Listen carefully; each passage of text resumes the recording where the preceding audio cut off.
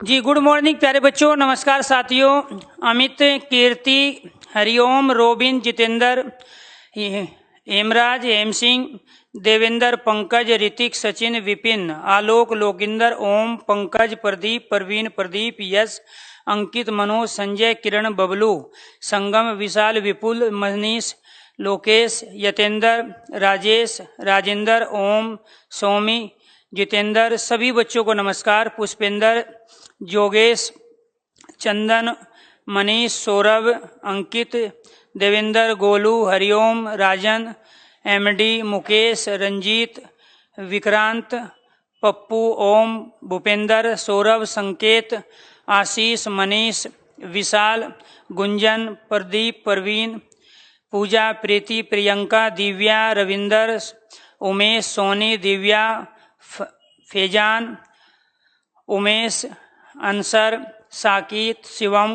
शिवांगी, अंसारी, अंकित, सभी बच्चों को नमस्कार, गुड मॉर्निंग। तो आज की अब जिन बच्चों का नाम नहीं ले पाया बेटे उनका नाम कर लेंगे, ठीक है? तो बारी बारी, ठीक है? हाँ, संदीप भी है, बिल्कुल। चित्रा, संदीप, विशाल, विपुल, पानी है। तो आपको ये ध्यान रखना है कि अभी जो हमने टॉपिक स्टार्ट किया था अपने इस नए बैच में, जो हिंदी स्पेशल 010 के नाम से है, अगर बाई चांस कभी कोई प्रॉब्लम आपको होती है तो आप ये सिर्फ बोल देते हो, सर मेरी हिंदी की क्लास में ये दिक्कत आ रही है। तो आपको एक ध्यान रखना है, आगे के लिए बता रहे हैं, कोशिश है कि कोई किसी भी तरह की दिक्कत आपको होगी नहीं। लेकिन कई बार आपको कुछ इन्फॉर्मेशन लेनी होती है या कुछ बताना होता है, तो आपका पूरा अपना इंट्रोडक्शन है हिंदी स्पेशल 010, ठीक है? हिंदी स्पेशल 010 नहीं, सॉरी, हिंदी स्पेशल 10वां जो बैच है, जो 10 बैच है हिंदी स्पेशल का, मैं उसका स्टूडेंट मैं बोल रहा हूँ। तो यानी कि रीजन ये है प्यारे बच्चों, हमारा 9 वाला जो बैच है वो भी चल रहा है, हालांकि वो कंप्लीट होने के कगार पे हैं, अभी अगले सप्ताह सैटरडे तक वो कंप्लीट हो जाएगा। उसमें अभी डाउट सेशन और प्रैक्टिस सेशन चल रहे हैं, बाकी चीजें सब उसमें सिलेबस कंप्लीट हो चुका है। इसके अलावा कुछ बच्चों की वैलिडिटी है, पिछले वाला बैच जो 9 वाला बैच है उसकी करीब जनवरी तक वैलिडिटी रहेगी। 7वां जो बैच है उसकी भी 1 महीने की वैलिडिटी और बढ़ाएंगे, उसकी वैलिडिटी कंप्लीट हो चुकी है वेदता। तो उन बच्चों को भी कई बार दिक्कत होती है, तो आपका मैसेज सही जगह नहीं पहुंच पाता कि आप 10वें बैच से बोल रहे हो या 9वें बैच से, 8वें से या 7वें बैच से। अगर हमारे टेलीकॉलर से या जो भी प्यारे बच्चों काउंसलर हमारे होते हैं उनसे आप अगर बात करते हो, उन तक अपनी बातों को पहुंचाते हो, तो आप बैच नंबर भी जरूर बताओगे, और आपका बैच नंबर है 10 अर्थात 10। दूसरी चीज क्या पढ़ रहे थे हम? टॉपिक हमारा था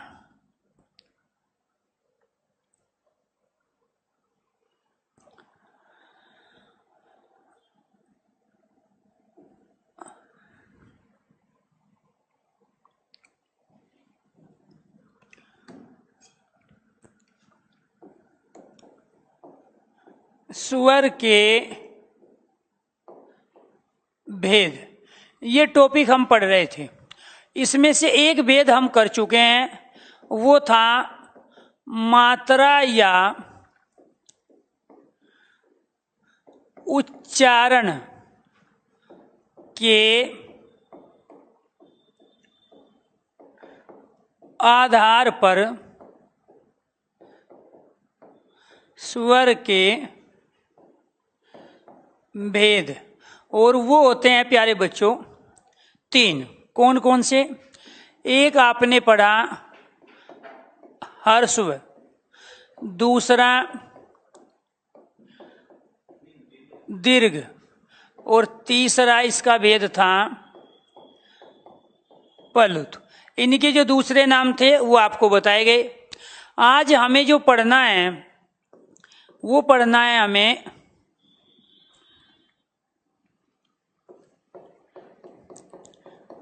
ओष्ठ आकृति के आधार पर स्वर के भेद, और वो होते हैं प्यारे बच्चों 2। इनमें से एक होता है वर्ताकार स्वर और दूसरा होता है अवर्ताकार स्वर। अपने आप में स्वर के जो भेद होते हैं कुल वो होते हैं 4। कई बार क्वेश्चन पूछा गया है। आप गलती क्या करते हो, क्योंकि किताबों में कई बार एक की चर्चा है तो वहां आप 3 करके आते हो। क्वेश्चन पूछता है स्वर के भेद बताइए, तो ऑप्शन में 3 भी होता है, 4 भी आप करके आते हो 3, जबकि स्वर के भेद कुल 4 है। एक है मात्रा व उच्चारण के आधार पे, दूसरा है ओष्ठ आकृति अर्थात होठ की आकृति के आधार पर, और प्यारे बच्चों तीसरा है जिह्वा की आकृति के आधार पे अर्थात जीभ के आधार पे, और चौथा है मुख की आकृति के आधार पे। यानी कि उच्चारण में लगने वाले समय के आधार पे एक भेद है। उच्चारण का मतलब क्या है, उच्चारण में जो हम समय लगा रहे हैं, इसमें 1 सेकंड लगाया तो ये क्या कहलाया प्यारे बच्चों, जैसे यहां पे मैं लिख देता हूं, यहां पे इसमें हमने 1 सेकंड लगाया तो ये हर्ष कहलाया, इसमें हमने 2 सेकंड लगाए तो ये दीर्घ कहलाया, और इसमें प्यारे बच्चों हमने ओम में 3 सेकंड लगाए तो इसलिए ये क्या कहलाया अपने आप में, ठीक है, फ्लुत कहलाया। तो ये उच्चारण में लगने वाले समय के आधार पे 3 भेद होते हैं, हर्ष, दीर्घ और फ्लुत। दूसरी चीज आप इसको ये भी कह सकते हो कि मात्रा के आधार पे 3 भेद होते हैं या उच्चारण के आधार पे 3 भेद होते हैं। एक तो हमारा ये हो गया, तो ये कब तक कंप्लीट हो जाए, 1.5 से 2 महीने मिनिमम जो समय लगता है प्यारे बच्चों वो 40 क्लास होती है, और मैक्सिमम जो क्लास होती है वो 50 क्लास होती है। वो हमें उसके ऊपर डिपेंड है कि हम डाउट कितने ले रहे हैं। ठीक है, आपको डाउट कितने हो रहे हैं। अगर आपको डाउट हो रहे हैं कम तो 40 से 45 क्लास में हमारा सिलेबस कंप्लीट हो जाता है। ठीक है, अगर डाउट प्यारे बच्चों ज्यादा है तो ये 50, 52, 53 क्लास तक भी पहुंच जाती है, तो वो समय बताएगा। इसीलिए हमने कोर्स की जो ड्यूरेशन रखी है वो 2 महीने रखी है। तो 2 महीने का मतलब ये हुआ कि अक्टूबर और 15 नवंबर यानी कि दिवाली से पहले आपका ये बैच कंप्लीट हो जाएगा 100%। क्लियर? हाँ, अगर कोई बैच आ गया तो उसमें नोट्स वगैरह तो हम सारे दे देते हैं पहले ही, वो तो अभी शुरू कर देंगे मंडे से आपके बैच में सारी पीडीएफ और नोट्स डलवाने। ठीक है, क्योंकि बहुत सारी चीज ऐसी भी है जो खुद लर्न करनी है, जैसे विलोम शब्द है, पर्यायवाची है, एकार्थी अनेकार्थी है, उसकी कुछ प्रैक्टिस आप करोगे, कुछ मैं कराऊंगा, तरीके बताऊंगा क्या है।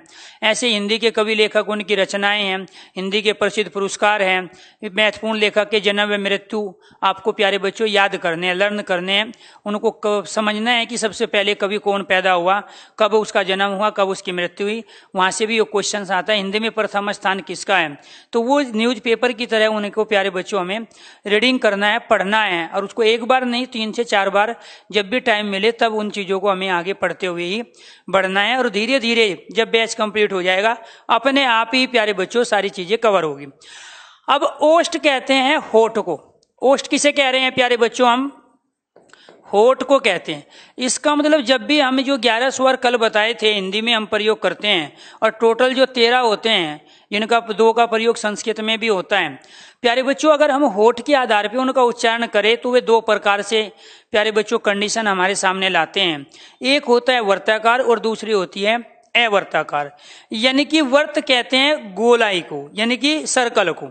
यानी कि जब भी कुछ वर्णों का हम उच्चारण करें और हमारे होठ सर्कल बनाए, वर्त को बनाए, तो वे वर्ताकार स्वर कहलाएंगे। और वे कौन कौन से वर्ण होते हैं प्यारे बच्चों, छोटे वाला ऊ, बड़े वाला ऊ, इसके बाद में ये वाला, और इसके बाद में ये वाला। अब ये 2 क्यों आए इसको समझो। ये कहां से बनते हैं, ये ए और ऊ से मिला के बनते हैं। क्लियर? ये कहां से बनता है, ये ए और औ को मिला के बनता है, बताए थे आपको कल। भाई आप ये बताओ, जब ऊ का उच्चारण करते हैं, आप उच्चारण करके देखो या मेरे होठ को देखो, आप या खुद देखो। ठीक है, मैं ऊ का उच्चारण कर ऊ, और ऊ को कह रहे हैं तो मेरे जो होठ हैं वो सर्कल बना रहे, इसीलिए इसको वर्ताकार कहा गया। अब बड़े वाले ऊ का प्रयोग कर रहा हूं, ऊ, इसको लंबा खींचो। इसके उच्चारण में अगर आप 1 सेकंड लगा रहे हो तो इसमें आप 2 सेकंड लगाओ तो भी होठ क्या होंगे प्यारे बच्चों, हमारे गोल गोल घूमेंगे।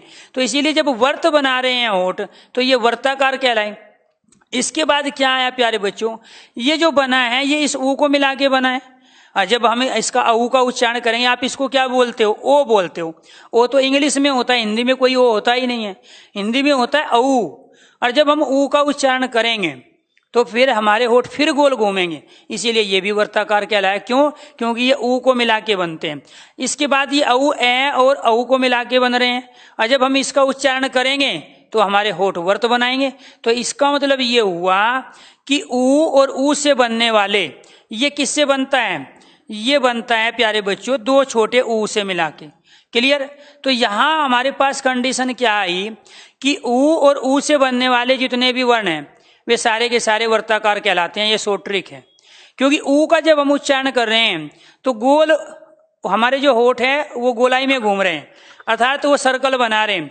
तो इसीलिए ऊ और ऊ से बनने वाले जो तीन वर्ण और है, एक ये और एक ये क्या कहलाए?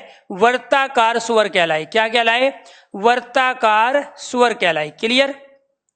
अब जो भी बच गए वे सारे के सारे कौन कौन से बच गए?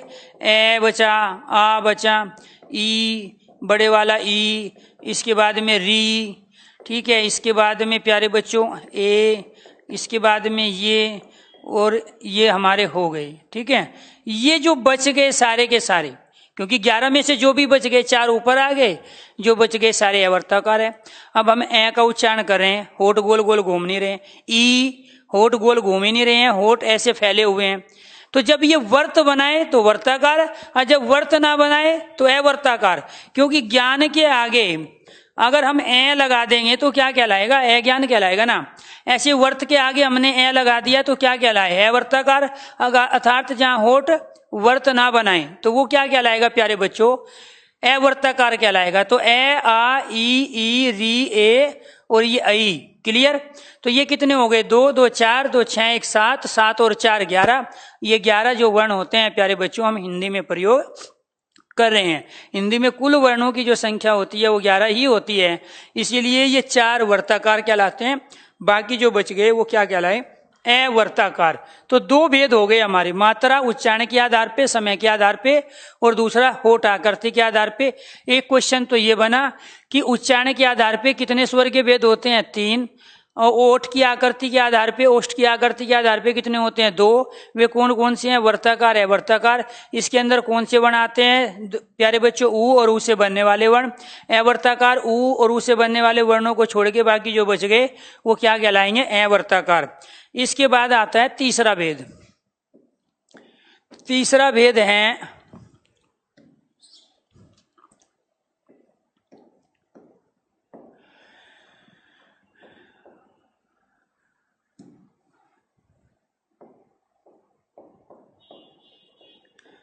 जीवा। जीवा किसे कहते हैं? जीभ को। जीवा की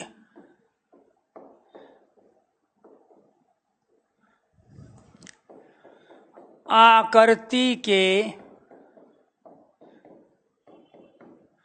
आधार पर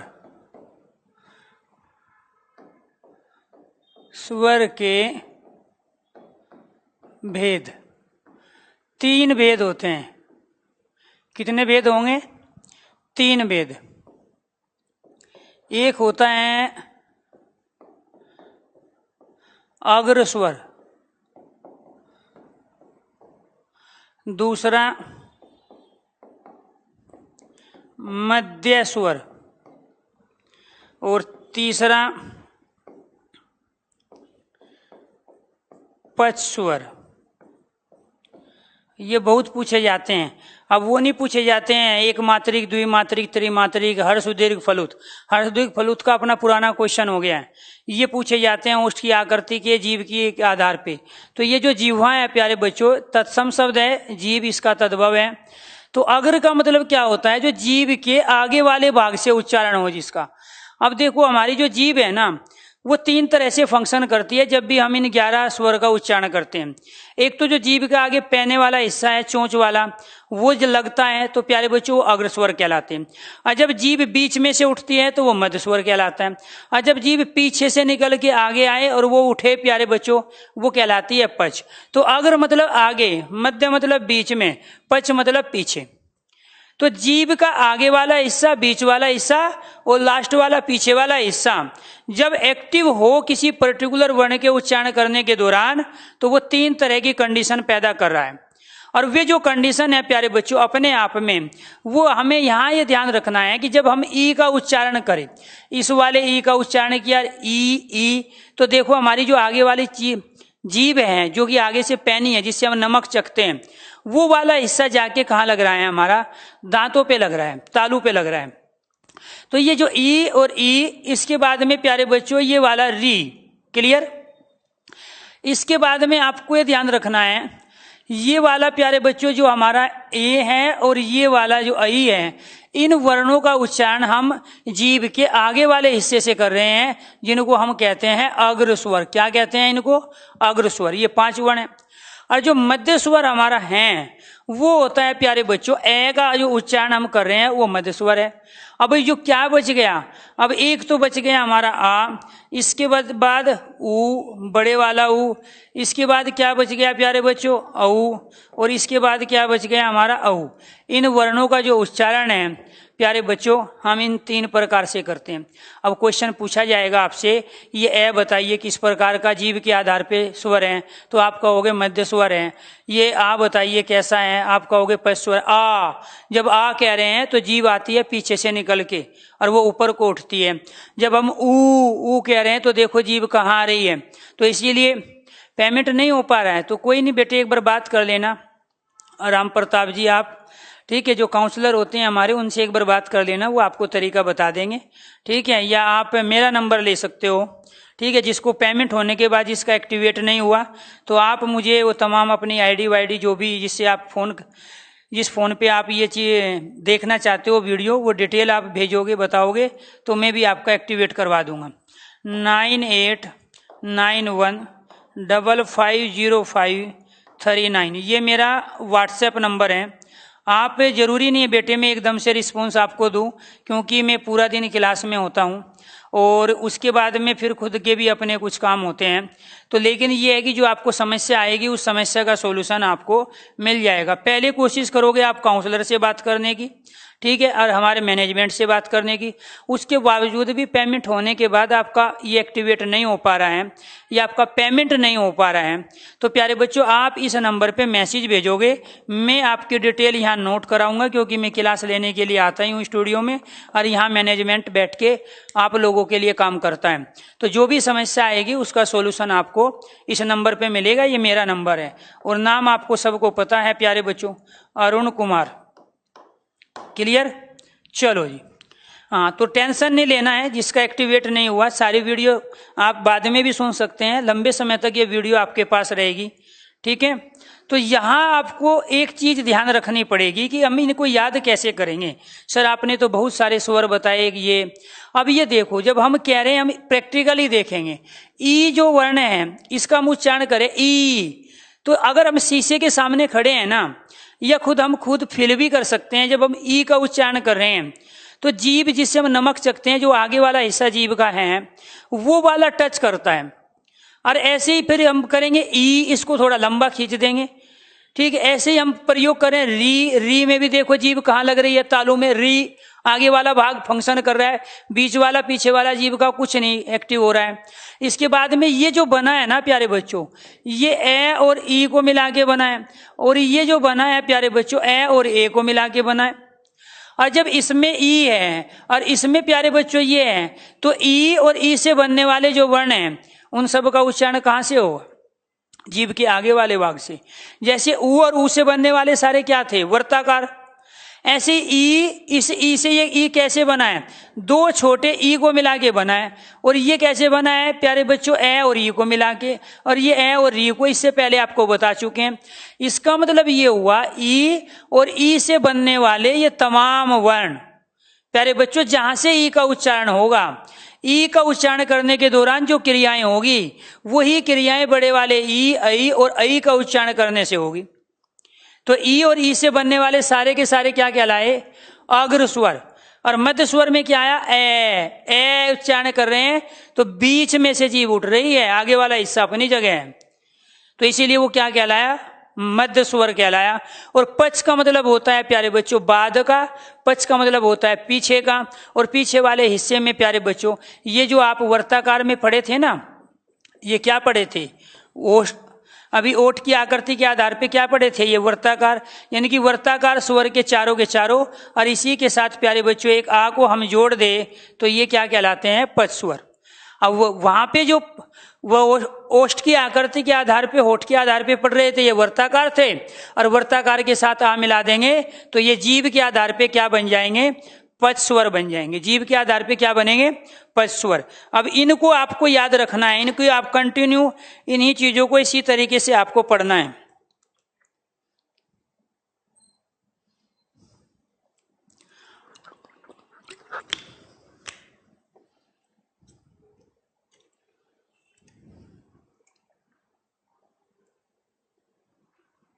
चलो जी,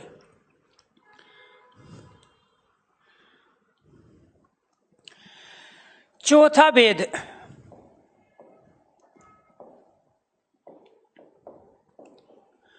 मुख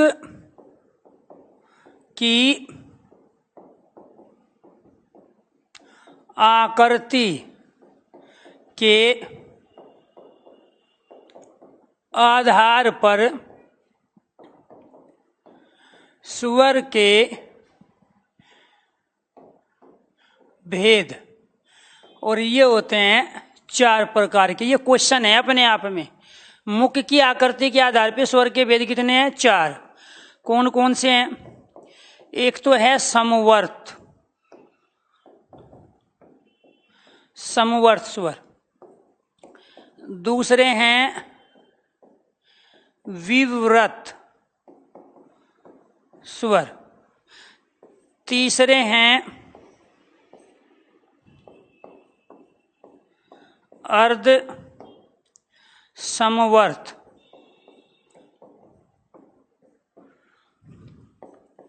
और चौथे हैं अर्ध विव्रत स्वर। अब समवर्त का अर्थ होता है कम खुलना। समवर्त का अर्थ क्या होता है, कम खुलना। विव्रत का अर्थ होता है अधिक खुलना। और खुलेगा क्या, मुख अर्थात मुंह, यानी कि मुंह के आधार पे, मुख की आकृति के आधार पे जो हम 11 स्वर पढ़ते हैं उनको 4 अलग अलग कंडीशन में रख दिया गया। एक तो जिनमें मुख कम खुले वो कहलाया संवर्त, और जिनमें उच्चारण करने के दौरान मुंह ज्यादा खुले वो कहलाया विव्रत, जिसमें आधा मुंह खुले वो कहलाया अर्ध संवर्त, यानी कि कम खुले, अर्ध मतलब आधा खुले। अर्ध विव्रत जिसमें आधे कम, विव्रत यानी कि मुंह खुले ज्यादा है तो वो क्या कहलाया, अर्ध विव्रत। तो विव्रत का मतलब क्या हुआ, अधिक खुलना। अब पूरा ना खुल के अगर आधा खुल रहा है तो वो अर्ध विव्रत कहलाएगा। कम खुलना, और कम में से भी प्यारे बच्चों और कम खुले तो वो क्या कहलाए, अर्ध विव्रत। अब वे कौन कौन से वर्ण हैं जिसका प्रयोग हम यहाँ पे कर सकते हैं। जैसे आप उच्चारण करोगे बेटे आ का, तो स्वाभाविक बात है आ बड़ा वर्ण है, और आ का उच्चारण जैसे करोगे आप ज्यादा मुंह खुलेगा। लेकिन अगर आपने यहाँ पर इसका उच्चारण कर लिया, एक ए का उच्चारण किया आपने, इसके साथ साथ प्यारे बच्चों आपने यहाँ पर ई का उच्चारण किया, इसके साथ साथ आपने छोटे वाले ऊ और बड़े वाले ऊ का उच्चारण किया, इसके साथ आपने री का उच्चारण किया, तो इन सब में क्या होगा, आपका मुंह कम खुलेगा। ई उच्चारण करके देखो, ए का उच्चारण कर रहे हो तो मुंह कम खुलेगा। ठीक है, तो आपको ये ध्यान रखना है कि यहां पर जो हम प्रयोग कर रहे हैं प्यारे बच्चों, तो इनका जो उच्चारण कर रहे हैं तो इनमें मुंह क्या होता है, हमारा कम खुलता है। ऐसे ही ध्यान रखना है कि इसमें भाषा वैज्ञानिक सहमत नहीं है। भाषा वैज्ञानिकों का मानना यह है कि जो ये ए होता है और जो ये प्यारे बच्चों छोटे वाला ए होता है और ये जो हमारा औ होता है, ये कहलाता है अर्ध स्वर। इस वाले वर्ण पर भाषा वैज्ञानिक और व्याकरण शास्त्रियों क्या कहलाते हैं, अर्ध विव्रत। ये किससे बनता है, ये ए और ए से मिलके बनता है। ये किससे बनता है, ये ए और औ से मिलके बनता है। अब आपकी समझ में ये आनी चाहिए बात कि जब इसमें से पहले ही एक बड़ा वर्ण है और जब इसमें से पहले एक बड़ा उसके साथ एक और जुड़ेगा तो स्वाभाविक बात है जो मुख की आकृति बनेगी वो सबसे ज्यादा यहीं खुलेगी। तो यहां पर ये ध्यान रखना है कि ये जो ए ई उ री और ये वाला जो री है इनको हम संवर्त के अंदर मानते हैं, और अकेला आ वर्ण जो है वो प्यारे बच्चों अधिक है। और जब ये अधिक होगा तो इससे जो बड़े वर्ण है वो हमारे कौन कौन से है, आई है और औ है, तो इनमें सबसे ज्यादा मुंह खुलेगा। और ये चूंकि इसमें ए और आ में छोटा है इसीलिए ये संवर्त कहलाएगा, और वो भी अर्ध संवर्त में। ये भी छोटा किस में है, इसका छोटा रूप है, ये भी अर्ध संवर्त है। और ये किसका छोटा रूप है, इस वाले का छोटा रूप है, ये इसमें। तो यहां आपको ध्यान रखना है कि भाषा वैज्ञानिक के अनुसार, ठीक है, कई बार क्वेश्चन आता है इस तरह का, भाषा वैज्ञानिक के अनुसार ए को माना गया संवर्त, लेकिन व्याकरण शास्त्री ये कहते हैं कि ये जो ए है ये कहलाता है अर्ध संवर्त। ठीक है, इसीलिए व्याकरण शास्त्रियों के अनुसार ये जो चार वर्ण हैं आपको ये ध्यान रखना है।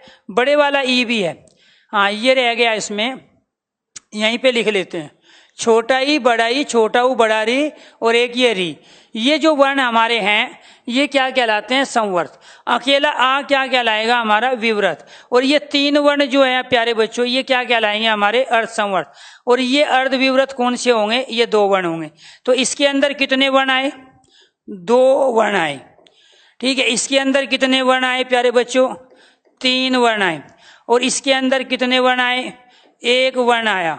तो यहाँ क्या है, 3 2 5 1 6, टोटल होते कितने हैं। अब ये देखो प्यारे बच्चों, यहाँ छोटा ई हमने ले लिया, यहाँ पे ए आ गया, ए के साथ आ भी आ गया, इसके बाद ई, फिर बड़ा ई, फिर यहाँ पे हम किसे लेते हैं प्यारे, छोटा ऊ बड़ा ऊ, और 5 ये हो गए। तो टोटल कितने वर्ण हो गए हमारे, ये 11, क्योंकि 6 और 5 कितने होते हैं, 11। 3 2 5 1 6 और 5 वर्ण ऊपर के। अब ये लॉजिक बनता है, बस ये ध्यान रखना है। अगर वो कह रहा है कि व्याकरण शास्त्रियों के अनुसार बताइए ए क्या है, तो आप कहोगे प्यारे बच्चों अर्ध संवर्त। अगर वो कह रहा है भाषा वैज्ञानिक के अनुसार बताइए ए क्या है, तो आप क्या कहोगे प्यारे बच्चों, संवर्त। अदरवाइज बाकी 5 वर्ण हम काउंट कर रहे हैं किसके अंदर, यहाँ पे। ठीक है, एक हम अकेला आ किसके अंदर काउंट कर रहे हैं, विवृत के। 3 किसके अंदर काउंट कर रहे हैं, अर्ध संवृत के। और अर्ध विवृत के अंदर हम 2 काउंट करते हैं। कई बार क्वेश्चन पूछा गया है, निम्नलिखित में से मुख आकृति के आधार पर प्यारे बच्चों जो विवृत स्वर है वो कितने होते हैं। ऑप्शन 1 2 3 या 4, राइट आंसर है 1। तो इसी वजह से यहाँ लिखा है 1 वर्ण। और ये क्वेश्चन आपको ध्यान रखना है प्यारे बच्चों, यूपीएसआई में जो पिछला 2016 वाली जो भर्ती थी उसमें 3 अलग अलग शिफ्ट में ये क्वेश्चन रिपीट हुए हैं। इसके बाद अर्ध सुवर्त की कुल संख्या कितनी होती है, अर्ध संवर्त की कुल संख्या 3 होती है। कौन से वर्ण होते हैं, ए आई और औ।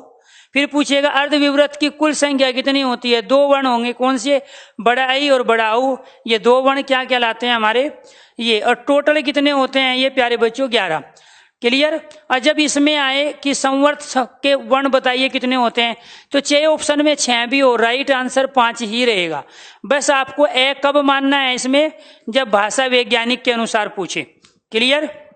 तो ये 4 क्या थे हमारे स्वर के भेद थे। एक था मात्रा के आधार पे, उच्चारण के आधार पे। दूसरा था प्यारे बच्चों होठ की आकृति के आधार पे। ठीक है। तीसरा था हमारा जीभ की आकृति के आधार पे। और चौथा है हमारा मुख या मुंह। वो जरूरी नहीं है मुख ही दे, वो मुंह भी दे सकता है। मुख या मुख की आकृति के आधार पर ये हमारे हो गए हैं स्वर के भेद कंप्लीट। अब पढ़ेंगे हम व्यंजन के भेद।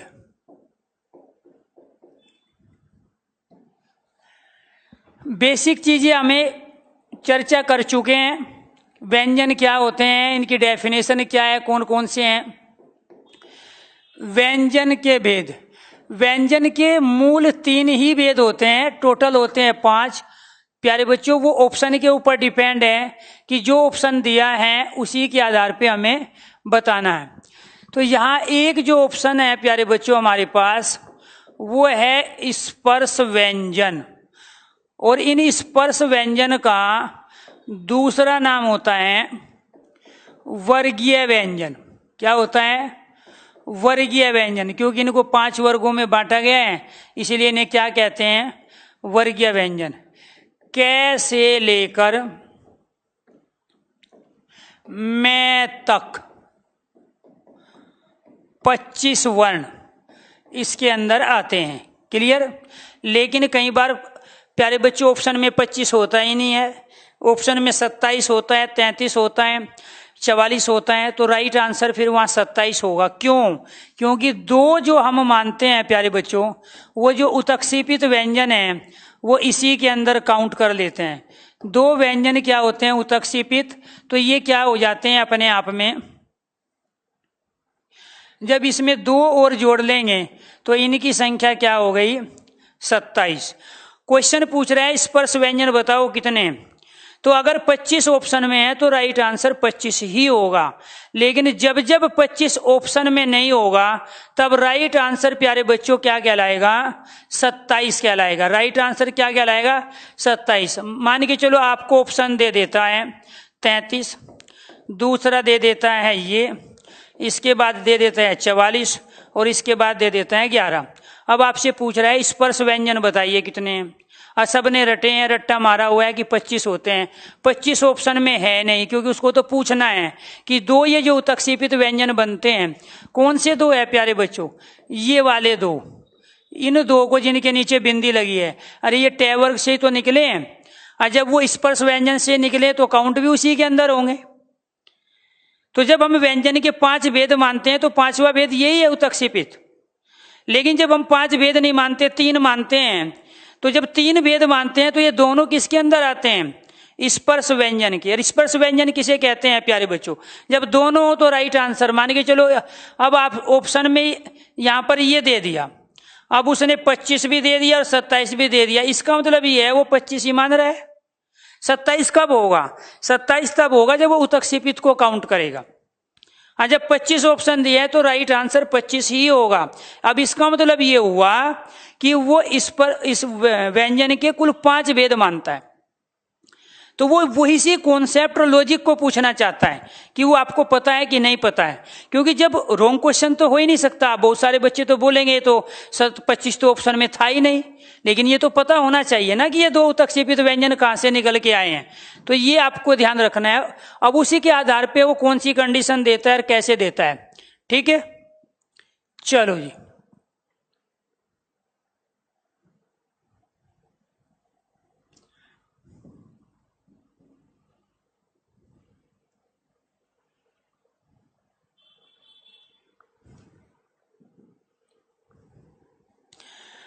यहां पे क्या पढ़ेंगे अभी?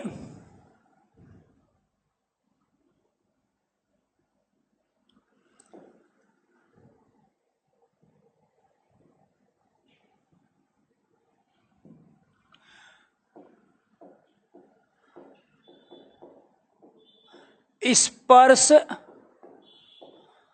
व्यंजन। क्लियर? एक होता है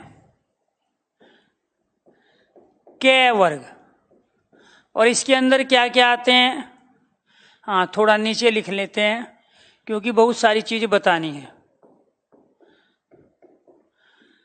कै वर्ग के अंदर कै, खे, गे, घे और ये गे आता है। इसके बाद दूसरा होता है चै वर्ग। इसके अंदर चे, छे, जे, झे और ये आता है। इसके बाद तीसरा होता है टे वर्ग। टे, ठे, टे, ठे, डे, ढे, ये वाला ने। इसके बाद ते वर्ग। ते, थे, दे, धे और ने।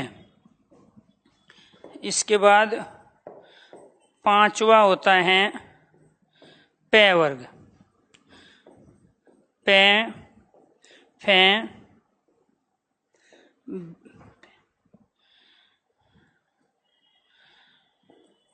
बै, भैं और मैं। अब क्वेश्चन देखो क्या क्या बने।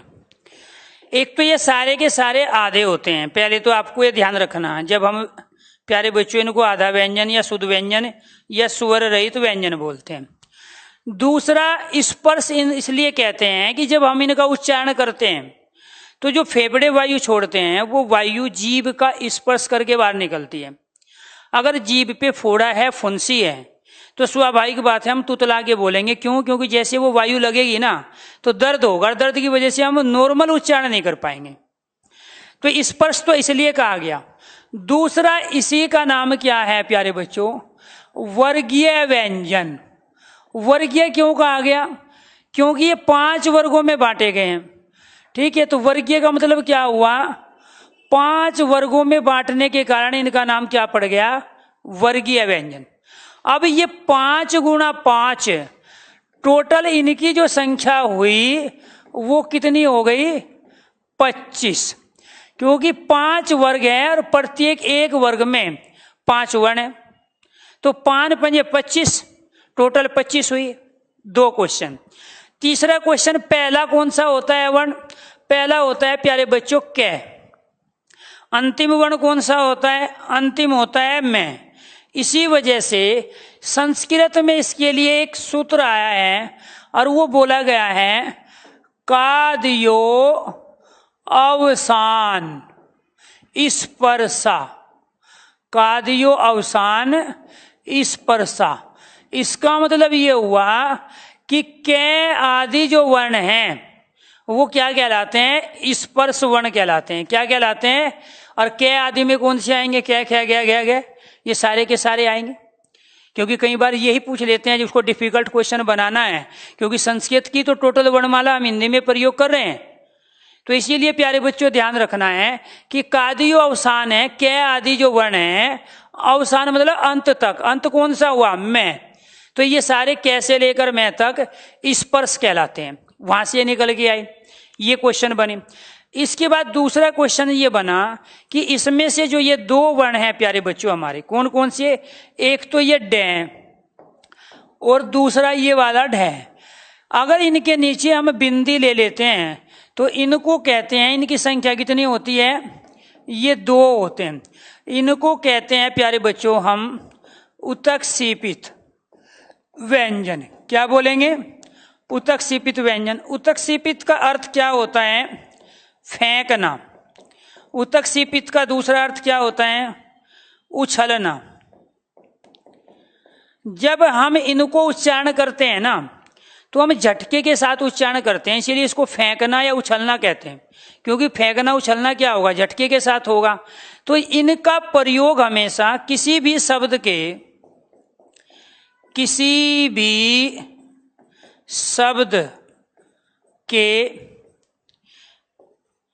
बीच या अंत में किया जाता है। किसी भी शब्द के बीच या अंत में किया जाता है। क्लियर? ये हुआ हमारा एक पॉइंट। क्लियर? व्यंजन क्यों कह रहा है? क्योंकि टै वर्ग में आए, वर्गीय व्यंजन के अंदर आते हैं, स्पर्श के अंदर आते हैं। दूसरा आपको यह ध्यान रखना है कि जो ये 2 वर्ण हैं, किसी भी नोट करके चीजों को लिखना है। ये यहां से कम 19 क्वेश्चन बनते हैं, वो सारे आ जाएंगे आपके पास। किसी भी शब्द के आरंभ में अर्थात पहले वर्ण के रूप में उत्क्षेपित व्यंजन का प्रयोग नहीं होता। ये आपको कंडीशन ध्यान रखनी है। क्या कहा है? किसी भी शब्द के आरंभ में अर्थात पहले वर्ण के रूप में उत्क्षेपित व्यंजन का प्रयोग नहीं होगा। ठीक है, अगर ये समझ लिए हैं कि ये दो क्या कहलाते हैं, उत्क्षेपित व्यंजन, इसका अर्थ फेंकना होता है, उछलना होता है, किसी भी शब्द के बीच या अंत में इनका प्रयोग होता है। क्लियर। अब आपको ये ध्यान रखना है कि यहां से क्वेश्चन जरूर आता है। अब यहां दोनों चीजें मैं समझा देता हूं।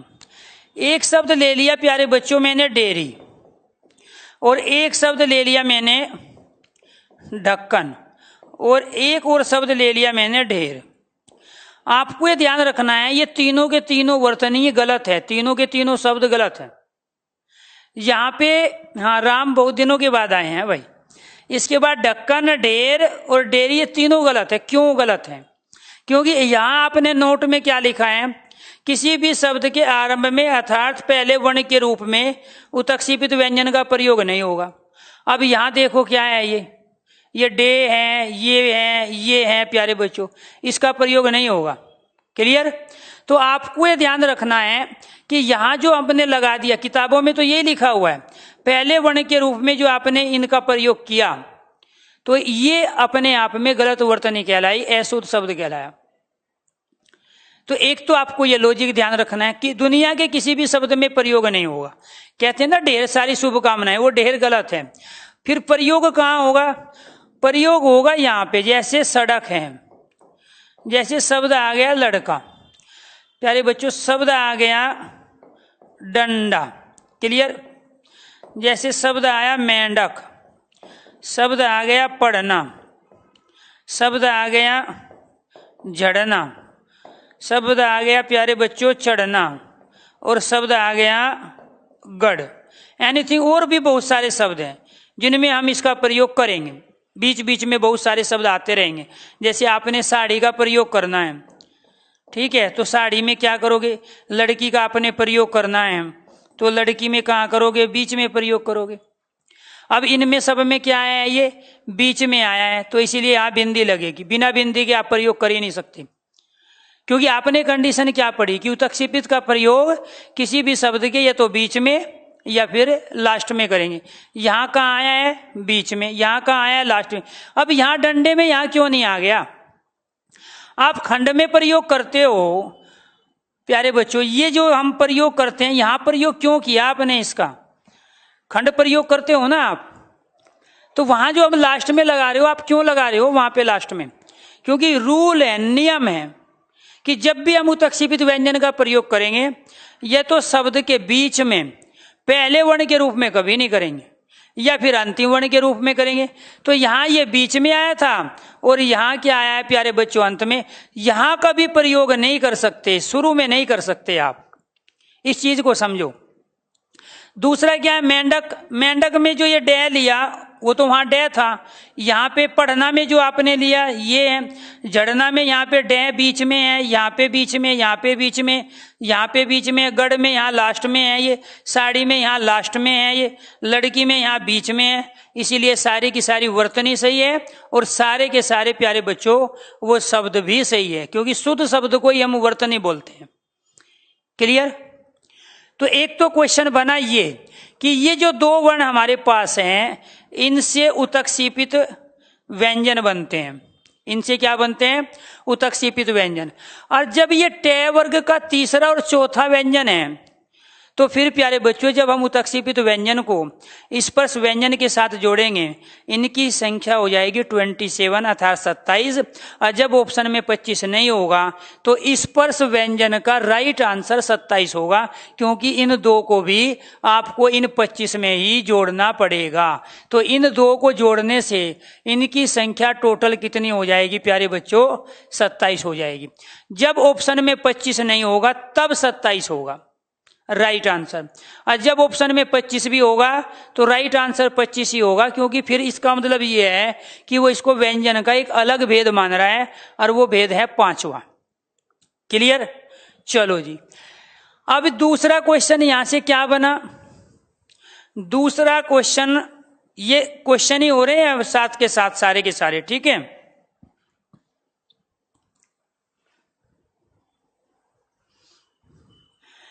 अब दूसरा क्वेश्चन बना कि ये जो 5 वर्ण है, ये वाले, ये 5 वर्ण क्या कहलाते हैं? अनुनासिक वर्ण कहलाते हैं। क्या कहलाएंगे? अनुनासिक वर्ण।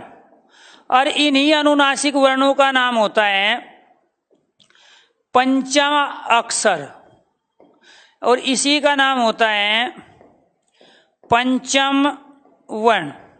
और इन्हीं का ही एक और नाम होता है अनुस्वार। अनुस्वार वर्ण, यानी कि अनुस्वार इन्हीं के स्थान पे होता है। और इनकी संख्या कितनी होती है? 5। अब 5 इनकी संख्या, प्रत्येक वर्ग का जो अंतिम वर्ण है ये क्या कहलाते हैं? प्रत्येक वर्ग का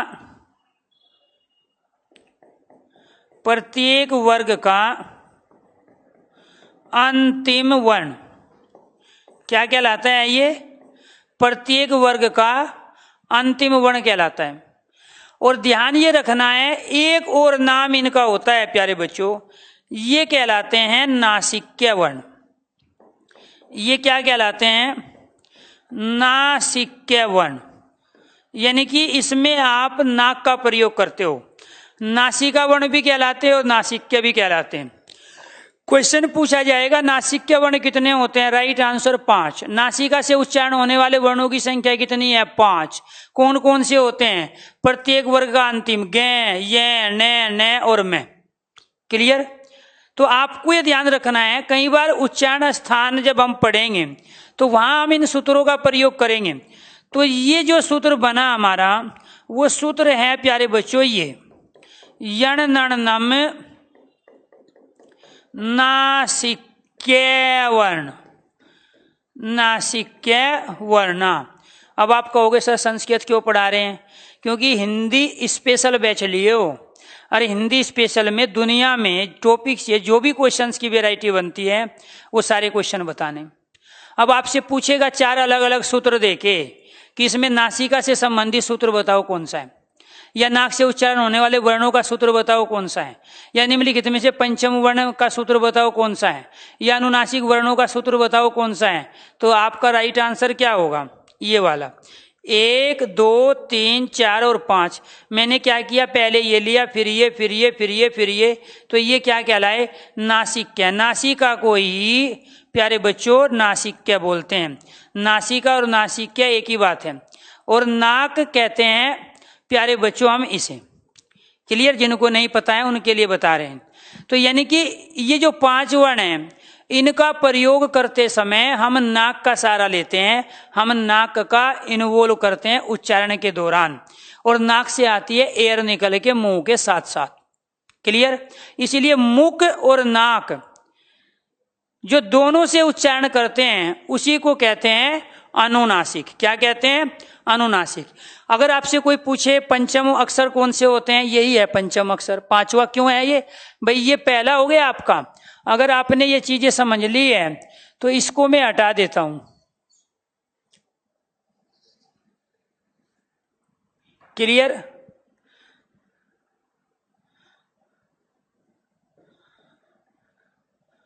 ये लो। अगर आपको ये ध्यान रखना है, ये कहलाता है हमारा पहला वर्ण, ये दूसरा, ये तीसरा, ये चौथा, और ये क्या कहलाया? 5वां। और जब ये 5वें नंबर पे आया है, इसी वजह से प्यारे बच्चों इसको पंचम अक्षर, पंचम वर्ण कहलाया। और चूंकि इनके स्थान पर अनुस्वार हो जाता है इसलिए ये अनुस्वार वर्ण कहलाए। और ये प्रत्येक वर्ग के अंतिम वर्ण है, इसलिए प्यारे बच्चों ये अंतिम वर्ण कहलाए। इनका उच्चारण करने के दौरान हम नाक का प्रयोग करते हैं, इसीलिए नासिका वर्ण कहलाए। अब यहाँ पे आ जाओ। ये अगर चीजें समझ में आ गई है तो यहां आपको ध्यान रखना है, क्वेश्चन की वैरायटी के आधार पे चीजों को लेके आगे बढ़ना है। पढ़े तो पता नहीं कितनी बार हो, लेकिन अब की बार जो पढ़ोगे ना तो जीवन में दोबारा से रिवीजन नहीं करना पड़ेगा। यहां ये 2 शब्दों से मिलके बना है। इसमें एक शब्द है अनु और दूसरा प्यारे बच्चों इसमें शब्द क्या है? नासिक। अनु का अर्थ होता है पीछे। अनु का अर्थ क्या होता है? पीछे। और नासिका का अर्थ होता है नाक, और नाक के पीछे है हमारा मुख, और जो मुख और नाक दोनों से उच्चारण जिसका किया जाए उसको बोलते हैं मुख अनुनासिक। क्लियर? यानी कि ये 5 वर्ण है। अनुनासिक क्यों कहा गया ऐसे?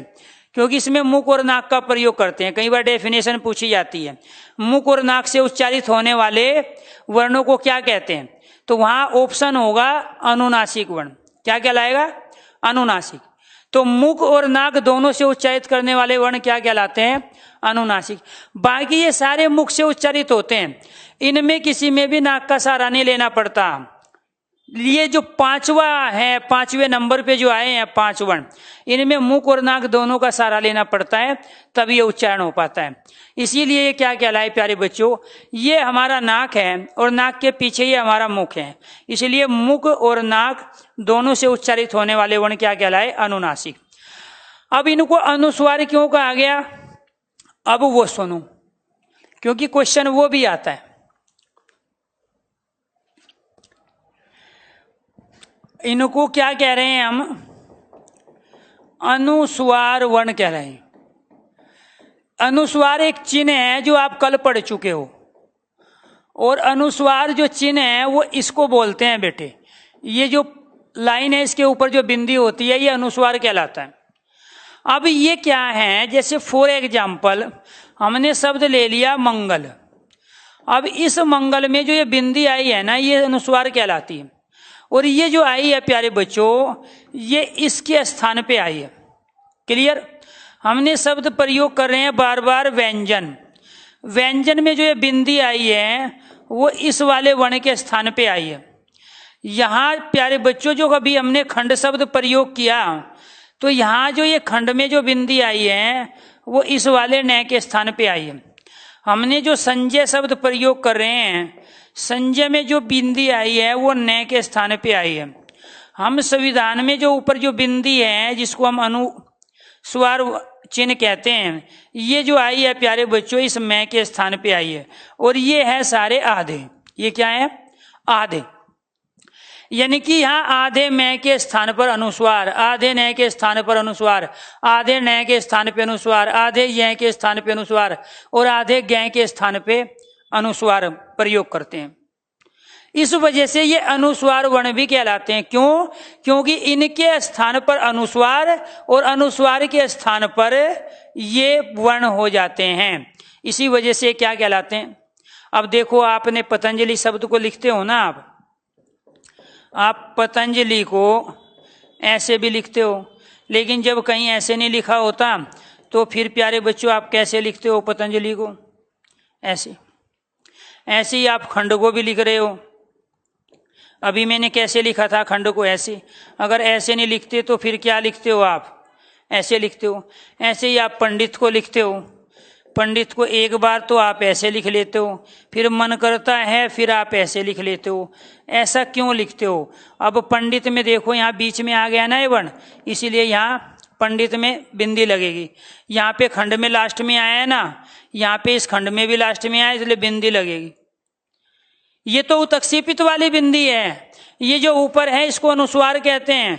ये किसके स्थान पे आई? प्यारे बच्चों आपको ये ध्यान रखना है, इसका जो हमने प्रयोग किया ना, ये जो न है इसके स्थान पे बिंदी आई। ये जो बिंदी आई वो इस वाले य के स्थान पे आई, जो ये य वाला वर्ण है। यहाँ पे प्यारे बच्चों ये जो बिंदी आई जिसको आप अनुस्वार बोल रहे हो, इस वाले वर्ण के स्थान पर आई। तो मैं ये समझाना चाह रहा हूं कि यहाँ पर अनुस्वार वर्ण इसलिए कहते हैं क्योंकि इन 5 वर्णों के स्थान पर अनुस्वार चिन्ह हो जाता है, या ये कहेंगे कि इसके स्थान पर ये वाले वर्ण प्यारे बच्चों आते हैं, इन्हीं का ही हम वहां पर उच्चारण भी करते हैं। क्लियर? तो ये थे आपके 7 क्वेश्चन अलग अलग। पहला क्वेश्चन संख्या कितनी थी? 25 या 27।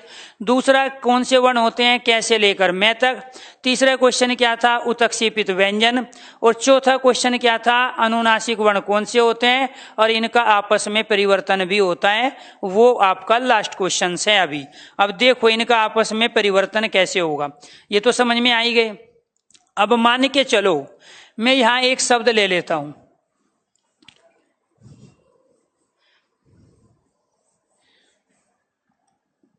मैंने शब्द लिया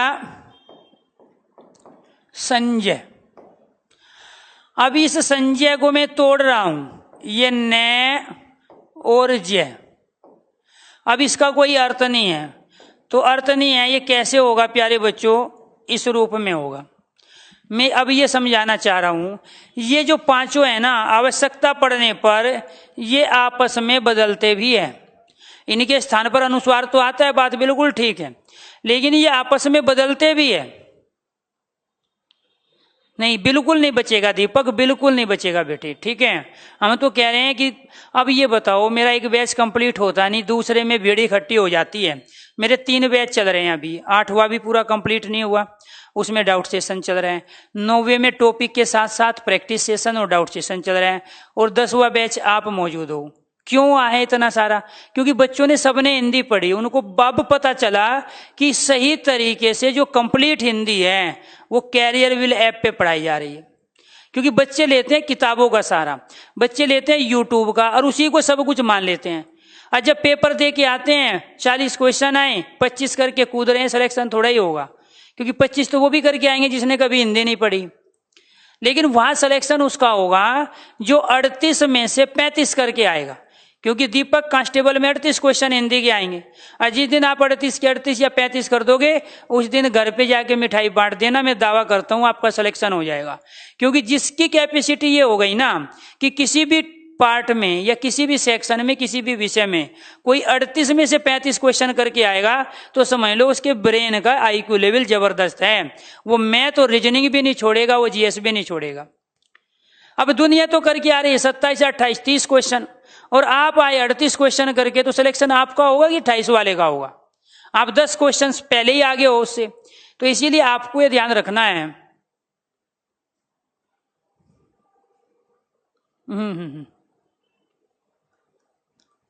हाँ, राम कह रहा है कि अरुण सर से हिंदी पढ़ लो, ठीक है, सब जान जाओगे। मैं अब तक अपने पापा का नाम गलत लिख रहा था।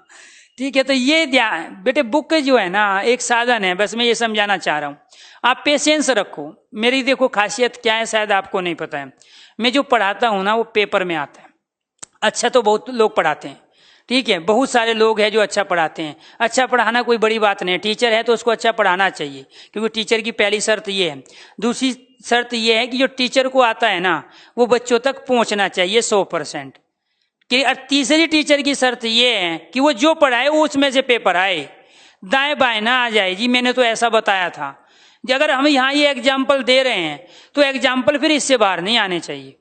तो ये 3 काम टीचर के होते हैं, बाकी तो बच्चा खुद ही करता है, सारे एफर्ट खुद ही लगाता है। तो आपको ये ध्यान रखना है। अब अतुल कह रहा है सर आप सीडीपी का बैच स्टार्ट करो, आपकी सीडीपी भी अच्छे से, बिल्कुल वो करेंगे बेटे, अक्टूबर में लेके आऊंगा बैच 100%। अक्टूबर में साइकोलॉजी का बैच लेके आऊंगा। देखो मैं वास्तव में टीचर साइकोलॉजी का ही हूँ, वो तो हिंदी तो आप लोगों ने मुझे बना दिया, ठीक है, हिंदी लंबा समय हो गया पढ़ाते हुए, और चूंकि जो मैं लेक्चरर हूँ वो मैं हिंदी का ही हूँ, इसलिए हिंदी पढ़ाने में मुझे मजा आता है, ठीक है। तो इसलिए कोचिंग में भी बच्चे फायदा लेते हैं उन सब चीजों से। तो यहाँ आपको ध्यान रखना है बेटे कि यहाँ जो ये मैं है ना, इसका अर्थ हुआ सम मतलब समान, जय मतलब जीत, जिसकी समान रूप से जीत हुई वो संजय कहलाया। तो यहां इस मैं को किस में बदल दिया गया? इस वाले न में, और फिर न किस में बदल गया? इस वाले अनुस्वार में। तो मैं यही समझाना चाहता हूं कि इन वर्णों के स्थान पे अनुस्वार तो आता है, आपने सीख लिया, लेकिन ये आपस में बदलते भी है। जब इस न ने अपना काम नहीं किया तो इस न का काम किसने किया? मैंने किया, क्योंकि वहां उसका कोई अर्थ नहीं है। और जब तक दोनों शब्दों का अर्थ नहीं होगा तब तक उनसे कोई नया शब्द नहीं बनाया जा सकता। इसलिए यहां सम का भी अर्थ है, जय का भी। समाज में पहले ये 2 शब्द थे, ये मैं कन्वर्ट हुआ नए में, और नए अनुस्वार में पहले कंडीशन ये, दूसरी ये, तीसरी कंडीशन में जाके शब्द बना है। सार्थक शब्दों से ही सार्थक शब्द बनेगा। जब इसका अर्थ था ही नहीं, इससे तो वो बना ही नहीं सब। हम उच्चारण जरूर कर रहे हैं यहां नए का, इसीलिए आपको ये ध्यान रखना है। अब देखो ये कह रहा है हिमांशु की अलंकार अच्छे से करवा देना सर। अब जो पुराने बच्चे हैं वो तो जान चुके हैं मैं अलंकार कैसे पढ़ाता हूं। मैं कह रहा हूं कि मेरा जो स्टार्टिंग का टॉपिक है ना, इसके बाद जितने टॉपिक आएंगे सारे इसके अच्छे ही रहें, और जो सबसे लास्ट में पढ़ाएंगे तो वो सबसे अच्छा होगा। मेरा कोई टॉपिक ऐसा नहीं है बेटे जो एवरेज हो। मैं कुछ टॉपिक अच्छे पढ़ाता हूँ 10-15 और बाकी में खराब पढ़ाता हूँ, ऐसा नहीं। आप मेरे से लिटरेचर पढ़ो, आप मेरे से काव्य शास्त्र पढ़ो, भाषा विज्ञान पढ़ो, या आप ग्रामर पढ़ो, ठीक है। मुझे एक लंबा समय हो चुका है, ठीक है, 12 साल की मेरी सर्विस हो चुकी है इन सब चीज़ों को ही पढ़ाते हुए। और उसके साथ साथ मैं कोचिंग सेंटरों में भी पढ़ा रहा था बीच बीच में, जब भी फ्री है। अभी फ्री है प्यारे बच्चों, अब वहाँ पे एज ए SCRT जो हम काम कर रहे हैं मेंबर की हैसियत से, हम पूरा दिन फ्री रहते हैं, पढ़ा रहे हैं। जब हम अपनी ड्यूटी पे जाएंगे तो आपको नजर नहीं आएंगे यहाँ पे। तो आपको ये ध्यान रखना है। और हर 1.5-2 साल में परमात्मा ऐसा मौका दे देता है, हम एक नौकरी छोड़ के दूसरी नौकरी में चले जाते हैं। हम भी यही चाहते हैं, आप पहले कांस्टेबल बनो, फिर सब इंस्पेक्टर बनो, और फिर आप PCS में भर्ती हो जाओ। हम भी यही चाहते हैं, पहले आपको एक सरकारी नौकरी पकड़ो, उसे छोड़ के फिर दूसरी में जाओ, फिर तीसरी में जाओ। क्योंकि जो आपने मेहनत की है ना सही तरीके से, वो आपको तब फलेगी जब 4800 पे ग्रेड में आप चले जाओगे। क्लियर? तो इसीलिए बिल्कुल कराएंगे, सब कुछ कराएंगे, मजा आएगा आपको, ठीक है। बस आपको पेशेंस रखना है। पेशेंस मतलब जब तक टीचर पढ़ा रहा है ध्यान से बातों को सुनो, सीक्वेंस बनाओ। ऐसे नहीं है बीच बीच में फुदक के पड़ गए पहले ही। बीच बीच में फुदकने से चीजें लिंक नहीं होगी आपकी, ठीक है। तो जो आपके पास है वो रखो, काम आएगा कब? जब मैं टॉपिक कंप्लीट कर लूंगा, तब उसके साथ आपको जोड़ना है। तो यहां क्या हुआ प्यारे बच्चों, मैं नए में बदला और वो बदल गया अनुस्वार में। तो आपको ये भी ध्यान रखना है कि ये क्या है, आपस में बदल भी जाते हैं। जैसे शब्द आ गया हमारे पास परिमाण, तो यहां हमने इसको अलग कर लिया परि और मान के रूप में, इसका कोई अर्थ ही नहीं हुआ। तो इसका मतलब ये शब्द इससे नहीं बना। फिर बना किससे? ये बना परि और मान से। अब ये वाला नय बदल गया नय में, ये आपस में बदलते भी हैं, ठीक है। रामायण शब्द कैसे बना है?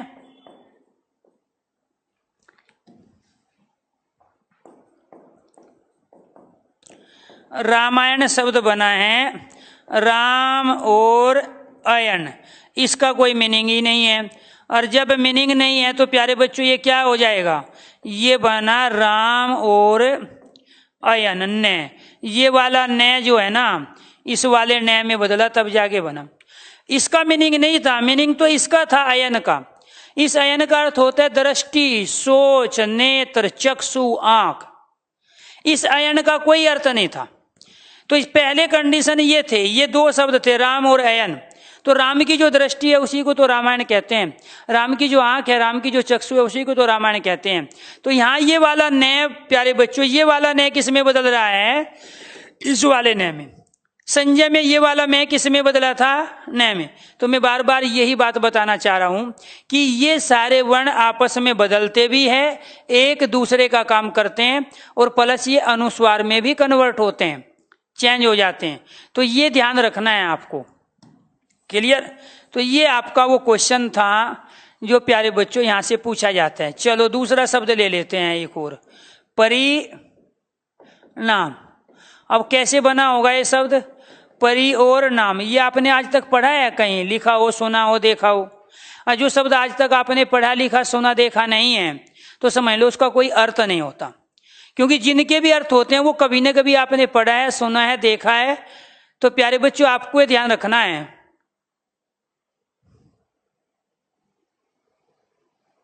बिल्कुल बिल्कुल। तो आपको ये ध्यान रखना है कि ये बना किससे है? परि और नाम से। ये वाला न कन्वर्ट किस में हो गया? ये शब्द थे पहले, परि और नाम था, ये न बदल गया न में। फिर तीसरे कंडीशन में जाके शब्द बना परिणाम। अब कोई पूछने लगे इसका संधि विच्छेद बताओ, राइट संधि विच्छेद ये हुआ, इसका मीनिंग होता है। क्लियर? तो इसीलिए ये आपस में बदलते भी हैं प्यारे बच्चों, और इनके स्थान पर अनुस्वार भी हो जाता है। अब बताओ इसमें कौन सी कंडीशन है? एक शब्द है पुराण और एक शब्द है पुराण। तो पुराण कौन सा रहेगा? तत्सम की तद्भव? पुराण पुराना क्या रहेगा? तत्सम या तद्भव? कैसे हुआ पुराण से पुराण? पुराण से पुराण कैसे बना जी? हाँ भिजवा दो।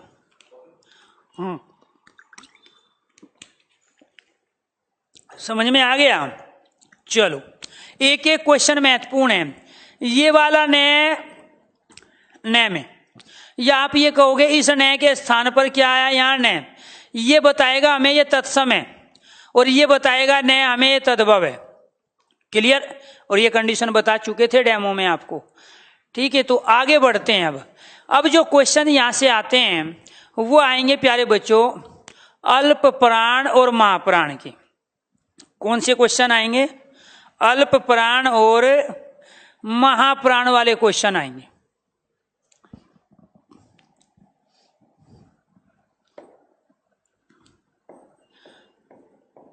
पे फे बे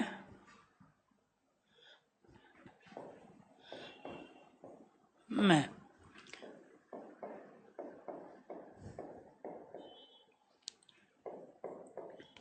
क्लियर? ये 5 हुआ। अब एक क्वेश्चन है अल्प प्राण। क्या है? अल्प प्राण। अल्प का मतलब होता है थोड़ा, और प्राण का अर्थ होता है वायु। तो जहां थोड़ी वायु छोड़ी जाए वो क्या कहलाया? अल्प प्राण। आपको ये ध्यान रखना है प्यारे बच्चों, प्रत्येक वर्ग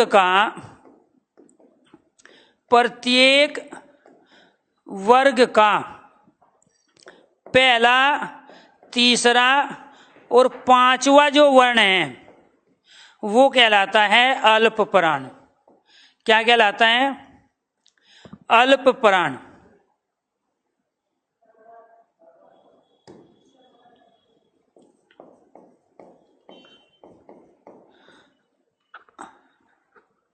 अल्प प्राण होता है। ये हमारा एक पॉइंट हुआ। दूसरा, विषम संख्याओं में आने वाले वर्ण। विषम संख्या पर आने वाले वर्ण क्या कहलाएंगे? अल्प प्राण। 3 कंडीशन हुई। जहां थोड़ी वायु निकले वो अल्प प्राण, प्रत्येक वर्ग का पहला, तीसरा, 5वां अल्प प्राण। विषम संख्या कौन सी होती है?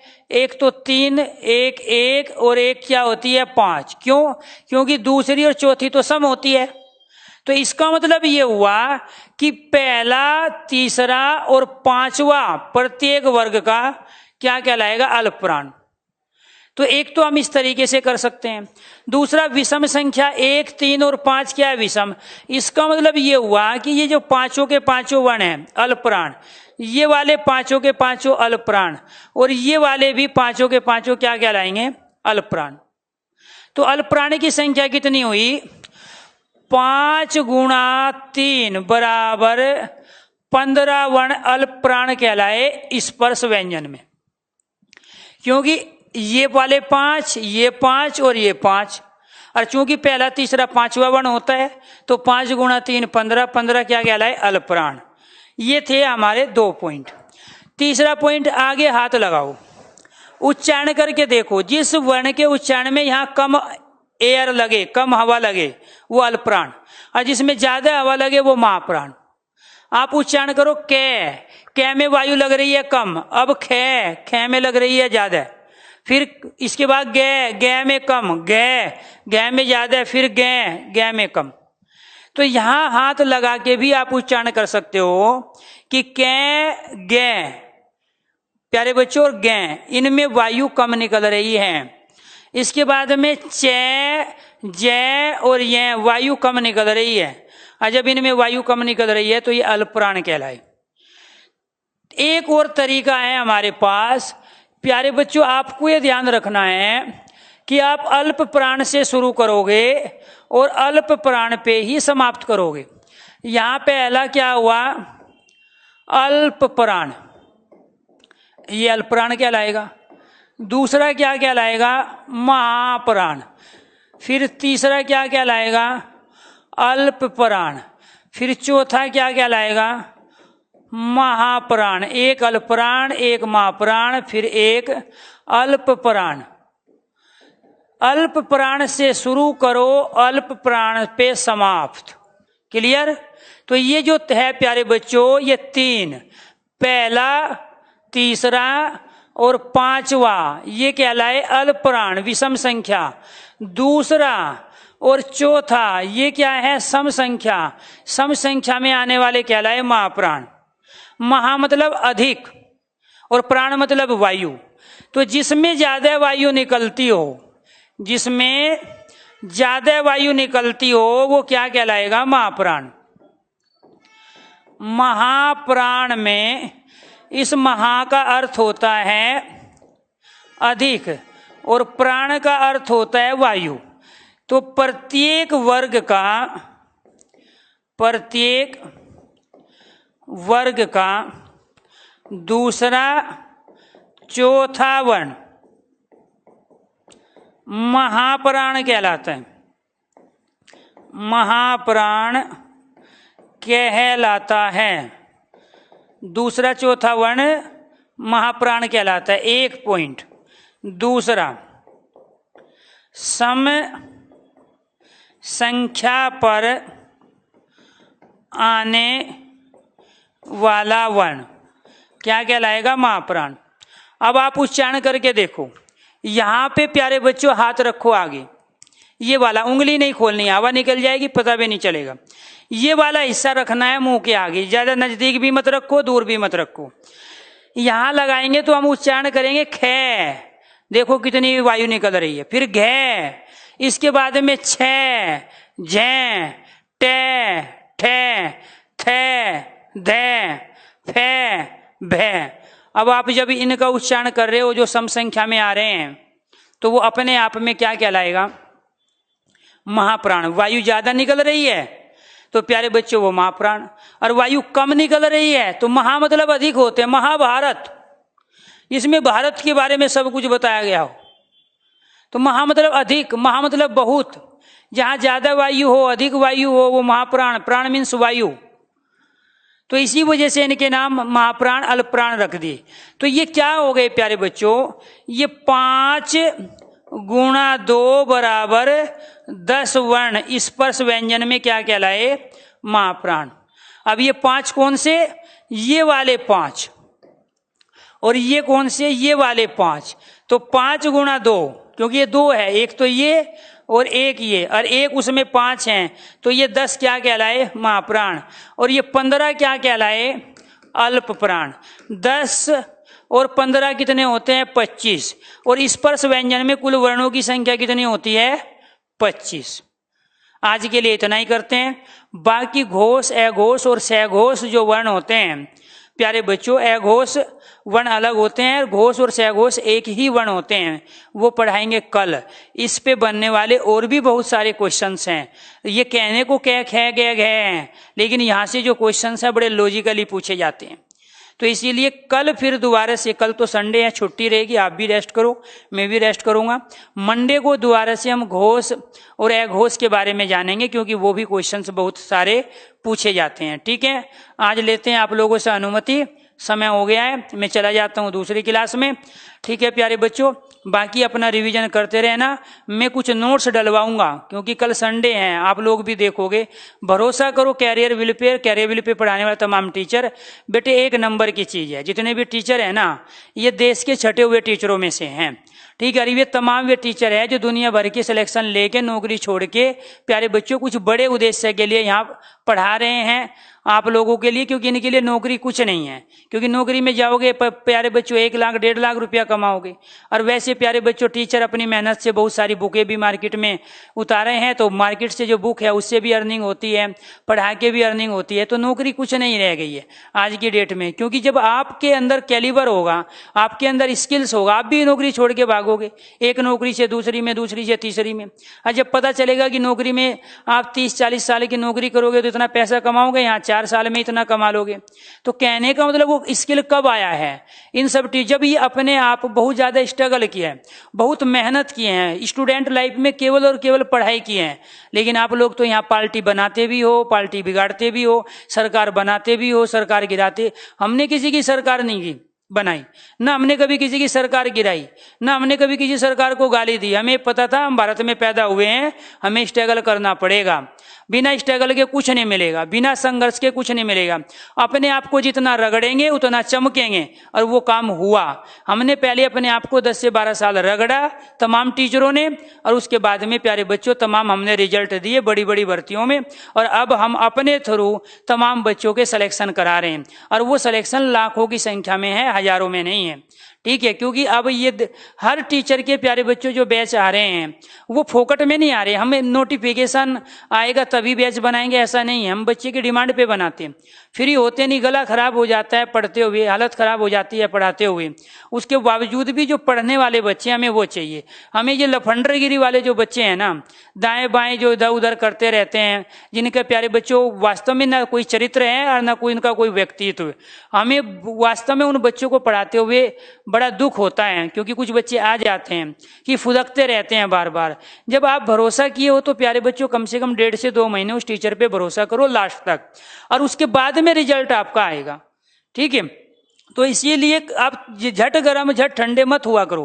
कोई भी चीज है, कहीं थोड़ी प्रॉब्लम आ गई नेट की, आपका नेट खत्म हुआ, सर जी हमारी तो क्लास नहीं चल रही है, अब पसीने आ गए, सांस फूल गए, पता नहीं क्या दुनिया लुट गई। 4 दिन पहले पढ़ाई नहीं कर रहे थे, फ्री बैठे थे, तब तो आपको प्यारे बच्चों दिक्कत नहीं थी। ठीक है, पूरे दिन में कम से कम 5 से 10 घंटे आप बर्बाद कर देते हो हाय हल्लो में, बातचीत करने में, बेफालतू के कामों में, तब तो समय आपका कीमती नहीं था। टीचर 5 मिनट लेट हो जाए तो इसका मतलब वो तेरीगा, ये तो क्लास लेट चल पड़ी, 5 मिनट बर्बाद हो गए हमारे। तो ऐसे तो आपने 5 महीने भी बर्बाद किए, 5 साल भी बर्बाद कर दोगे इस सोच के लिए। इसीलिए आप थोड़ा सा जो भी हम पढ़ाने के साथ साथ बताते हैं वो आपको अच्छे चरित्र का निर्माण हो, ढंग से व्यक्तित्व आपका बने, और वो व्यक्तित्व भी वहां आपके इंटरव्यू के थ्रू वो फेस करना होता है, आपको नौकरी दिलाता है। मैं ऐसे तमाम बच्चों को जानता हूं जो मेहनत करके पढ़े हैं, ले तो ली उन्होंने नौकरी, लेकिन वहां प्यारे बच्चों किसी न किसी के साथ झगड़ा हो रहा है, आए दिन उसके कोई FIR हो रही है, कोई मेमो मिल रहा है, ठीक है, कहीं उसे नोटिस थमाया जा रहा है, ये सारी चीज। तो पहले तो आदमी बनना पड़ेगा ना, तब आएगा ना नौकरी का मजा। तो पहले आदमी बनो, और आदमी बनने का मतलब यहाँ ये है कि तमाम वो आचरण, तमाम वे चीजें हमारे साथ होनी चाहिए, तभी सरस्वती हमारे पे मेहरबान होगी।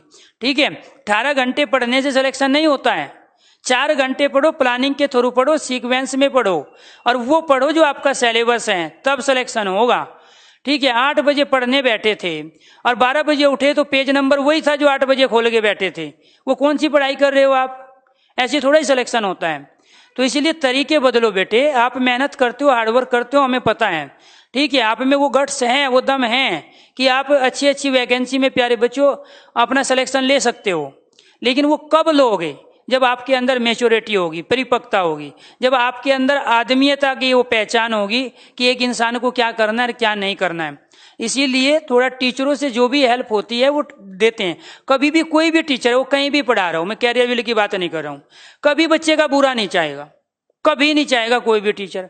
लेकिन उसके बावजूद भी आप अपने आप को विद्वान, लेखक, साहित्यकार बना के फुदकने लगते हो, तो इसका मतलब आप सीखना नहीं चाहते। मैं सबसे ज्यादा बच्चों से सीखता हूं। मैंने वर्णमाला सब में पढ़ाई, लेकिन बच्चों ने कुछ बताया, सर जी ये इसका मतलब ये हुआ, मुझे पता चल गया कि मेरे साथ एक बच्चा ऐसा भी है जो वर्णमाला के बारे में क्या खे भी नहीं जानता, जिसका बैकग्राउंड ही नहीं हिंदी रहा, तो उसको मैं कैसे सिखाऊंगा? तो जब आप डाउट पूछते हैं, हम भी तो सीख रहे हैं ना उस चीज से कि अच्छा इस चीज को ऐसे हम क्लियर करेंगे तब 100% समझ में आएगा बच्चों को।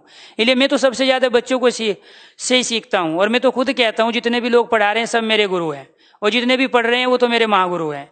ठीक है, इसीलिए कई बार बच्चे पूछते हैं, सर आप कहाँ जॉब करते हो, आपको किसने पढ़ाया था, आपके कौन गुरु है? अरे मुझे समय ने सिखाया सब कुछ। सच्चाई तो ये है, आपको भी समय ही सिखाएगा कोई प्यारे बच्चों, क्योंकि जो बात हम आज कह रहे हैं वो समय के बाद समझ में आएगी। कुछ समय बीत जाएगा ना, हाँ फला टीचर आया था, कुछ ये बातें बताया था, ठीक है, अगर ये बात मान ली होती तो आज हम कहीं और होते। तो ये समय सिखाता है। जब आप भरोसा नहीं करते किसी पे या नहीं सीखना चाहते किसी से, तो फिर समय अपने आप सिखा जाता है। चलो अब लेते हैं अनुमति, फिर मिलते हैं मंडे को, नए तरीके से आपके सामने वर्णमाला को रखेंगे। धन्यवाद।